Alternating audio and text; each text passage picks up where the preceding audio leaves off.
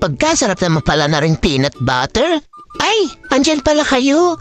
I-flex ko nga pala tong peanut butter na na-discover ko. Sabi kasi naman na pagbentahan ko ay masarap daw ang peanut butter na ibinenta ko sa kanila. Pero syempre, hindi tayo maniniwala hanggat hindi natin natitikman. Kaya eto, bumili ako ng isa para sa akin. Syempre, kailangan may tinapa. Hindi ako mahilig kumain ng peanut butter, pero bakit ang isang ito ay nagugustuhan? At dinamihan ko pa nga talaga ang lagay para sulit ang kain. At ayan na nga mga kalalabs, hahatulan na ng bibig ko. Ano kang lasa pag nasa tinapay? Abay, tama nga yung nasa level. Creamy nga talaga ang peanut butter nut. At hindi pa nga ako kontento dito mga kalalabs. Parang gusto kong papakindi. Parang mas gusto kong pinapapa kaysa ipinapalaman. Huwag lang sana akong magpururot after today's video.